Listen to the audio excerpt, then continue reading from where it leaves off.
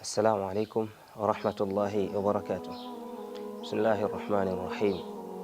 الحمد لله رب العالمين وصلى الله على رسول الكريم وآله وصحبه أجمعين أما بعد.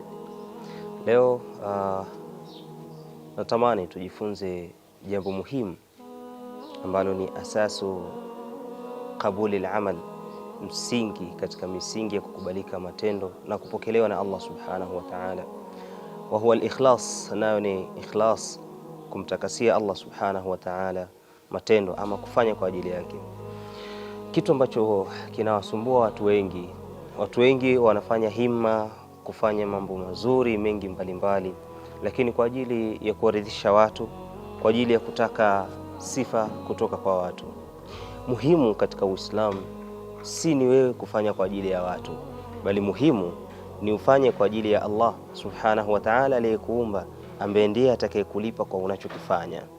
Kwani matendo yako kufanya kwa ajili ya watu yanaishia kwa wao kukusifu tu, na tena yawezekana hata wasikusifu sifa njema, bali wengi wakakudharau, wengi wakakusema vibaya. Kwani ridha nasi ghayatun la tudrak, kuwaridhisha watu ni kikomo, ni kilele kisichofikiwa na yeyote katika ulimwengu, popote wakati wowote.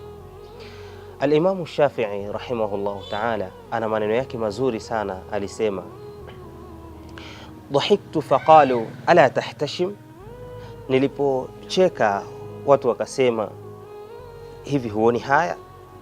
Bakaitu faqalu ala tabtasim, nilipolia wakasema hivi hautabasamu.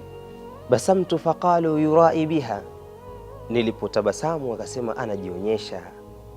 Abastu faqalu bada ma katam, nilipokunja uso nikachukia wakasema sasa yamedhihiri yale aliyoyaficha. Samattu faqalu kalilu lisani, niliponyamaza wakasema hana uwezo wa kuzungumza. Nataqtu faqalu kathiru alkalami, niliposema, nilipozungumza wakasema ni mwingi wa maneno, muongeaji sana. Halumtu faqalu sani'u aljabani, nilipokuwa mpole nikatulia wakasema ndio tabia ya uoga, ni muoga huyu.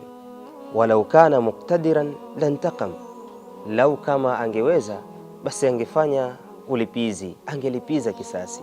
Basaltu faqalu litayshin bihi, nilipofanya cha ujasiri wakasema ni kwa sababu ya pupa alizonazo. Walau kana mujtarian lau hakam, lau kama angekuwa na hekima asingothubutu kufanya hivyo. Yaquluna shadhan idha qultu la, wanasema hamejitenga pale ninaposema hapana, ninapokataa jambo wanasema ndivyo alivyo, anapenda kujitenga. Wa imma'atan hina wafaqtuhum, na huwa wanasema pale ninapokuwa nimekubaliana nao basi wanasema nimfuata mkumbo, hana jipya. Fa aiqantu anni mahma urid, nikapata uhakika na yaqini kwamba vyovyote nitakavyotaka kufanya. Fa aiqantu anni mahma urid ridha nasi la budda an udham, nikapata uhakika na uhalisia ya kwamba vyovyote nitakavyotaka kuwaridhisha watu basi haina budi kusemwa vibaya. Allah subhanahu wa ta'ala anatutaka tufanye kwa ajili yake na si kwa ajili ya watu.